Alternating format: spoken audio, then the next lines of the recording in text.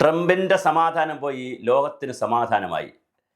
ലോകം ജനാധിപത്യത്തിൻ്റെ ഭീഷണികൾ ധാരാളമായി നേരിടുന്നുണ്ട്. ഫാസിസത്തിൻ്റെ രൂപത്തിൽ, ഏകഛത്രാധിപതികളുടെ രാഷ്ട്രീയ പേക്കൂത്തുകളുടെ രൂപത്തിൽ, ബിംബങ്ങളുടെ രൂപത്തിൽ, ഒരുപാട് രൂപത്തിൽ ഫാസിസത്തിൻ്റെ സൂക്ഷ്മരൂപങ്ങൾ ലോകം കണ്ടുകൊണ്ടിരിക്കുകയാണ്. അത് കേരളത്തിലായാലും ഇന്ത്യയിലായാലും ലോകത്തിൻ്റെ ഏത് ഭാഗത്തായാലും, അത് വ്യക്തിതലത്തിലായാലും കുടുംബതലത്തിലായാലും ഏത് തലത്തിലായാലും ജനാധിപത്യത്തിൻ്റെ എല്ലാ അംശങ്ങളെയും നശിപ്പിക്കുന്ന ഏകാധിപത്യ പ്രവണതകളുടെ ഫാസിസത്തിൻ്റെ പുതിയ ലോകത്താണ് നമ്മൾ താമസിക്കുന്നത്. ആ കാലഘട്ടത്തിലാണ് അത് സൂക്ഷ്മതലത്തിലാണ് വരുന്നത്. അല്ല സ്ഥൂലമായി പഴയതുപോലെ ആക്രമണത്തിൻ്റെ രൂപത്തിൽ, ഡ്രോണിൻ്റെ രൂപത്തിൽ, യുദ്ധത്തിൻ്റെ രൂപത്തിൽ, ആഗോളതലത്തിലൊന്നുമല്ല അത് വരുന്നത് സൂക്ഷ്മതലത്തിലാണ്, മനുഷ്യൻ്റെ സ്വഭാവത്തിൻ്റെ രൂപത്തിലാണ്. അതല്ലെങ്കിൽ അത് വരുന്നത് അധികാരത്തിൻ്റെ രൂപത്തിലാണ്, സമ്പത്തിൻ്റെ രൂപത്തിലാണ്. അങ്ങനെ കുഞ്ഞു കുഞ്ഞു രൂപങ്ങളുടെ പ്രതിബിംബങ്ങളായി ഫാസിസത്തിൻ്റെ സൂക്ഷ്മരൂപങ്ങൾ ഇവിടെ ലോകത്ത് നടമാടുമ്പോൾ വളരെ സന്തോഷമുള്ളൊരു വാർത്തയാണ്. 25-ലെ നോബൽ സമ്മാനം മാറിയ കൊറീന മച്ചാഡോ എന്ന് പറയുന്ന ജനാധിപത്യത്തിന് വേണ്ടി പോരടിക്കുന്ന വെനിൻസുലയുടെ പ്രതിപക്ഷ നേതാവായ ഒരു വനിതയ്ക്ക് കൊടുത്തിരിക്കുന്നത്. ശരിക്കും ട്രംപ് ഇതിനു വേണ്ടി എന്തൊക്കെയോ കാട്ടിക്കൂട്ടി ട്രംപിന് കൊടുത്തിരുന്നുവെങ്കിൽ ഒരു പക്ഷേ ജനാധിപത്യ ധ്വംസനമായിരിക്കും അവിടെ നടക്കുന്നത്. അമേരിക്ക എന്ന് പറയുന്ന സാമ്രാജ്യത്തെ വെച്ചുകൊണ്ട്, ലോകത്തിലെ ഏറ്റവും വലിയ രാജ്യമായ അമേരിക്കയെ വെച്ചുകൊണ്ട് ലോകരാജ്യങ്ങളെയെല്ലാം വിറപ്പിക്കാമെന്നും മുട്ടിൽ നിർത്തിക്കാമെന്നും മുട്ടിൽ ഇഴയിക്കാമെന്നൊക്കെ പറഞ്ഞ് തൊമ്മാടിത്തരം കാണിക്കുന്ന ഡൊണാൾഡ് ട്രംപ് എന്ന ഭ്രാന്തന് ഇന്നലെ ഉറങ്ങിയിട്ടില്ല, ഇനി അയാൾ ഉറങ്ങുകയുമില്ല. എത്ര മനോഹരമായ തീരുമാനമാണ് നോബൽ പീസ് പ്രൈസ് 2025 വെനിൻസുലയിലെ പ്രതിപക്ഷ നേതാവായ മാറിയ കൊറീന മച്ചാഡോ എന്ന് പറയുന്ന വനിതയ്ക്ക് ലഭിച്ചത്. ഒക്ടോബർ 11 ഇന്നലെ നോർവേയിലാണ് ഇത് പ്രഖ്യാപിച്ചത്. ബാക്കിയെല്ലാം സ്വീഡനിലാണ് പ്രഖ്യാപിക്കുന്നത്. ഇത് നോർവേയിലാണ് പ്രഖ്യാപിച്ചത്. ആരാണ് ഈ മാരിയ കൊറീന മച്ചാഡോ? മറിയ എന്നും മാരിയ എന്നാണ് പറയുന്നത്. കൊറീന മച്ചാഡോ വെനിൻസുലയിലെ പ്രമുഖ രാഷ്ട്രീയ പ്രവർത്തകയാണ്, എഞ്ചിനീയറാണ്. ശരിക്കു പറഞ്ഞാൽ മുൻ പാർലമെൻറ്റ് അംഗമാണ്, സാധാരണ ഒരാളല്ല. 1900-കളിൽ തന്നെ അവർ പൗരാവകാശ പ്രസ്ഥാനങ്ങളിലൂടെയാണ് മുന്നോട്ട് വന്നത്. വെനിൻസുലയിലെ ഭരണാധികാരി നിക്കോളസ് മദുറോയുടെ ഏകാധിപത്യ നയങ്ങൾക്കെതിരെ അഹിംസാപരമായ ഗാന്ധിയൻ മാർഗത്തിലൂടെ പ്രതിഷേധങ്ങളുടെ മുഖം തന്നെ അവർ തീർത്തു.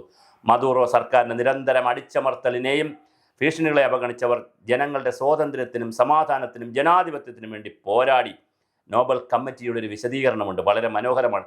മാറിയ കൊറീന മച്ചാഡോ വെനിൻസുലയിലെ ജനങ്ങൾക്കായി അഹിംസാപരമായി നീതി, സ്വാതന്ത്ര്യം, ജനാധിപത്യം എന്നിവയ്ക്കായി നടത്തിയ നിരന്തര സമരത്തിനാണ് ഈ പുരസ്കാരം. അതൊരു ദിവസമോ ഒരു നാളോ ഒരു വർഷമോ ഒരു ചെറിയ കാലയളവല്ല.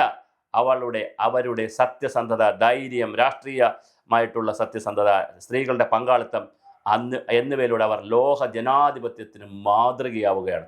വനിതകൾ ശാക്തീകരിക്കപ്പെടണമെന്ന് പറയുന്ന പുതിയ കാലത്ത് ഒരു വനിത 20ാമത് തവണയാണെന്ന് തോന്നുന്നു വനിതകൾക്ക് ഇങ്ങനെ നോബൽ സമ്മാനം കിട്ടുന്നത്. അതിൽ വലിയൊരു സന്തോഷമുണ്ട്. ഈ ജനാധിപത്യത്തിനും സത്യസന്ധതയ്ക്കും മനുഷ്യാവകാശങ്ങൾക്കും ഇതിൽ ഒരു ഉണർവ് കൊടുത്തതിൽ, അത് ലോകത്തിനാകെ പകർന്നു കൊടുത്തതിൽ നോബൽ സമ്മാന ജേതാക്കൾ എന്ന നിലയിൽ അവർക്ക് കിട്ടിയവർക്കും ഇത് കൊടുക്കുന്ന കമ്മിറ്റിക്കും, ട്രംപിനെ പോലൊരാളിന് സ്വാധീനിക്കാൻ കഴിയാത്ത കമ്മിറ്റി എന്ന് പറഞ്ഞാൽ ആ കമ്മിറ്റിക്കാണ് ഒരു ബിഗ് സല്യൂട്ട് കൊടുക്കേണ്ടത്. കാര്യം 4-5 പ്രൊഫസർമാരോ അല്ലെങ്കിൽ 4-5 പേരടങ്ങുന്ന ഒരു വലിയൊരു കമ്മിറ്റി നോർവേയിൽ കൂടി അവർ ഇത് പ്രഖ്യാപിക്കുമ്പോൾ വളരെ വലിയ രീതിയിലാണ് കാര്യങ്ങൾ പറയുന്നത്. നമ്മൾ സത്യത്തിനായി അഹിംസയോടെ പോരാടുന്നത് ഭയപ്പെടുത്തലല്ല, അത് മനുഷ്യൻ്റെ മഹത്വമാണ് എന്നാണ്. മഹത്വത്തിന് വേണ്ടിയിട്ടാണ് നാം ഇത് ചിന്തിക്കേണ്ടത്. ഒരിക്കൽ ഒരു കൊച്ചു കഥയും കൂടി പറയേണ്ടി വരും സാന്ദർഭികമായി. ദക്ഷിണാഫ്രിക്കയിൽ വർണ്ണവെറിയന്മാരുടെ വിവേചനത്തിനെതിരെ സമാധാന സമരം ചെയ്യുന്ന ഗാന്ധിജി ട്രെയിനിൽ വെച്ചൊരു പെൺകുട്ടിയെ കാണുന്നു. തമിഴ്നാട്ടിലുള്ളൊരു പെൺകുട്ടിയാണ്. ആ പെൺകുട്ടിയോട് ചോദിച്ചു, നിങ്ങൾ ഈ കുഞ്ഞ് എവിടെ പോകുന്നു എന്ന് ചോദിച്ചപ്പോൾ, ഞാൻ ബ്രിട്ടീഷുകാർക്കെതിരെ സമരം ചെയ്യാൻ പോകുന്നു പറയും. അയ്യോ, ഇയാൾ സമരം ചെയ്യാൻ പോയാൽ ഇയാളെ വെടിവെച്ച് കൊല്ലും ബ്രിട്ടീഷുകാരുടെ തോക്കിന് മുന്നിൽ. അപ്പോൾ ആ പെൺകുട്ടി പറഞ്ഞു, ഞാൻ തിരിച്ചു പോകാം. അപ്പോൾ തിരിച്ചു പോയാൽ പിന്നെ നീ എങ്ങനെ സമരം ചെയ്യുമെന്ന് ഗാന്ധിജി ഒന്ന് കളിയാക്കാൻ ചോദിച്ചപ്പോൾ പറഞ്ഞു, അതിനെനിക്ക് പ്രശ്നമില്ല, ഞാൻ സത്യാഗ്രഹമിരിക്കും, വീട്ടിൽ പോയി മൗനവ്രതമിരിക്കും. ഗാന്ധിജിക്ക് അതൊരു പുതിയ അറിവായിരുന്നു. ചെറുപ്പക്കാരനായ ഗാന്ധിജിക്ക് അതൊരു പുതിയ അറിവായിരുന്നു. എന്താണ് സത്യാഗ്രഹം ഇരിക്കുന്നത്, എന്താണ് മൗനവ്രതം എന്ന് പറഞ്ഞപ്പോൾ എൻ്റെ ആച്ചിയമ്മ എന്ന് പറഞ്ഞാൽ തമിഴ്നാട്ടിൽ അമ്മുമ്മ, നമ്മുടെ അമ്മുമ്മയാണ് തമിഴ്നാട്ടിൽ ആച്ചി എന്ന് പറയുന്നത്. എൻ്റെ ആച്ചിയമ്മ പറഞ്ഞു തന്നിട്ടുണ്ട്, നമുക്കൊരു കാര്യം നേടണമെങ്കിൽ അത് അടികൂടിയല്ല നേടേണ്ടത്, നമുക്ക് തിരിച്ചൊരു മാർഗം കൂടിയുണ്ട്. സമാധാനത്തിൻ്റെ വഴി, ജനാധിപത്യത്തിൻ്റെ വഴി, അഹിംസയുടെ വഴി നമ്മൾ വ്രതമെടുത്താൽ മതി. നമ്മൾ മനസ്സുരുകി ദൈവത്തോട് പ്രാർത്ഥിച്ചാൽ മതി, സത്യാഗ്രഹം ഇരുന്നാൽ മതി. അന്ന് മുതൽ ആ കൊച്ചു പെൺകുട്ടിയിൽ നിന്ന് പാഠം പഠിച്ച മഹാത്മജി മറ്റൊരു മനുഷ്യനായി മാറുകയായിരുന്നു. അതുമുതൽ അദ്ദേഹം സത്യാഗ്രഹത്തിൻ്റെ അന്വേഷണത്തിൽ പോവുകയും പിന്നെയാണ് ഗീതയിലേക്കൊക്കെ അദ്ദേഹം പഠനം കൊണ്ടുപോവുകയും അഹിംസയുടെ പാഠങ്ങൾ ഗീതയിൽ നിന്ന് അദ്ദേഹം പഠിക്കുകയും ഈ വേദങ്ങളുമൊക്കെ പഠിക്കാനിടയാകുന്ന സാഹചര്യം അവിടെ നിന്നാണെന്ന് ചരിത്രത്തിലുണ്ട്.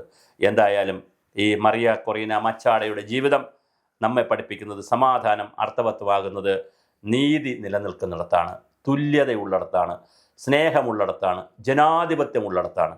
അല്ലാത്ത ഓരോ സ്ഥലത്തും നമുക്ക് സമാധാനം നിലനിൽക്കില്ല. സമാധാനം ഈസ് ഈക്വൽ ടു ജനാധിപത്യം, ജനാധിപത്യം ഈസ് ഈക്വൽ ടു തുല്യത, നീതി, സത്യം, സഹിഷ്ണുത, സഹാനുഭൂതി, സഹകരണം. അങ്ങനെ ഒരുപാട് പില്ലറുകളിൽ നിൽക്കുന്നതാണ് ജനാധിപത്യം. ആ ജനാധിപത്യമുള്ളിടത്താണ് സമാധാനമുണ്ടാകുന്നത്. എത്ര മനോഹരമായ ഒരു കാഴ്ചപ്പാടാണ്. അതുകൊണ്ട് തന്നെ ഈ നോബൽ സമ്മാനം കിട്ടിയ മറീന മച്ചാഡോയോടല്ല നമുക്ക് ആദരവ് കൂടേണ്ടത്. ആദരവുണ്ട്, അവർക്കൊരു ബിഗ് സല്യൂട്ട് കൊടുക്കേണ്ടത് തന്നെയാണ്. തീർച്ചയായിട്ടും അത് നൽകുന്നു ഞങ്ങൾ. പക്ഷെ അതോടൊപ്പം ഇത് നൽകിയ സമിതി ഉണ്ടല്ലോ, അവരാണ് പുലികൾ. അവർ ഡൊണാൾഡ് ട്രംപിനെ തള്ളിക്കളഞ്ഞുകൊണ്ട്, അതുപോലെ ലോകത്തിലെ മിടുക്കരായ ഒരുപാട് പാലസ്തീൻ ജനതയ്ക്ക് ഫുഡ് കൊണ്ട് കൊടുക്കുന്ന, ഡോക്ടർമാരെ കൊടുക്കുന്ന ഏജൻസികളെയൊക്കെ തള്ളിക്കൊണ്ട്, ഒരുപാട് സംഘടനകളെ തള്ളിക്കൊണ്ട് ഈ പറയുന്ന വെനസ്വേലയിലെ പ്രതിപക്ഷ നേതാവായ വനിതയ്ക്ക് നോബൽ സമ്മാനം കൊടുത്തത് ലോകത്തിന് വലിയ സന്ദേശമാണ് നൽകുന്നത്. വലിയ ഡെക്കറേഷനും ബഹളമൊന്നും വേണ്ട. ജനങ്ങൾക്ക് വേണ്ടി, ജനങ്ങളോടൊപ്പം, ജനങ്ങളോടൊത്ത് ജീവിച്ചാൽ മതി. അതിനുവേണ്ടി ഒളിവിൽ വരെ പോകേണ്ടി വന്നു ഇപ്പോൾ അവാർഡ് കിട്ടിയിട്ടുള്ള, ഈ സമ്മാനം കിട്ടിയിട്ടുള്ള വനിതയ്ക്ക്. അത് വനിതയെന്നൊന്നും പറഞ്ഞാൽ പോരാ, എത്രയോ മഹത് പ്രതിഭയാണ്. ആ പ്രതിഭയ്ക്ക്, ആ മഹാവ്യക്തിത്വത്തിന്, മഹാജീവന് നമ്മൾ എന്താ അർപ്പിച്ചാലും അധികമാകില്ല. അത്രയ്ക്ക് വലിയൊരു സന്ദേശമാണ് അവർ ലോകത്തിന് നൽകിക്കൊണ്ടിരിക്കുന്നത്. ഒരു ഭരണകൂടത്തിനെതിരെ ഒരു സ്ത്രീ, ഒരു വനിത ഒറ്റയ്ക്ക് പോരടിക്കുന്നു. അതും കുടുംബമായി കഴിയുന്നതിന് പകരം എത്രയോ സ്ത്രീകളുണ്ട് ഈ ലോകത്ത്. അവിടെ നിന്ന് വ്യത്യസ്തയായി തൻ്റെ രാജ്യത്തിലെ, തൻ്റെ ജനതയ്ക്ക് വേണ്ടി മാത്രമല്ല, ഈ ഭൂലോകത്തിലെ ജനാധിപത്യ ധ്വംസനം നടക്കുന്ന എല്ലാ രാജ്യങ്ങളിലെ എല്ലാ ജനങ്ങൾക്കും വേണ്ടി, വരാനിരിക്കുന്ന ഒരുപാട് തലമുറകൾക്ക് വേണ്ടി പണിയെടുക്കുന്ന ഇത്തരം ആളുകളാണ് ലോകത്തിനെ തിരിക്കുന്നത്, ലോകത്തിന് നന്മ കൊണ്ടുവരുന്നത്. തീർച്ചയായിട്ടും വളരെ മനോഹരമായ ഒരു വാർത്തയാണ്. മാരിയ കൊറീന മച്ചാഡോയ്ക്ക് സമാധാനത്തിനുള്ള 2025 നോബൽ സമ്മാനം കൊടുത്തതിലൂടെ നോബൽ സമ്മാന സമിതിയും അതുപോലെ തന്നെ നോബൽ സമ്മാനം ഏർപ്പെടുത്തിയ വ്യക്തിയുടെ ആത്മാവും വളരെ സമ്പുഷ്ടമാകുന്നത്, സ്നേഹനിർഭരമാകുന്നത്. എന്തായാലും നോബൽ സമ്മാനം കിട്ടി, ഒരുത്തൻ്റെ സമാധാനം പോയി. ലോകത്തിന് സമാധാനമായി, വേറൊരുത്തൻ്റെ സമാധാനം പോയി.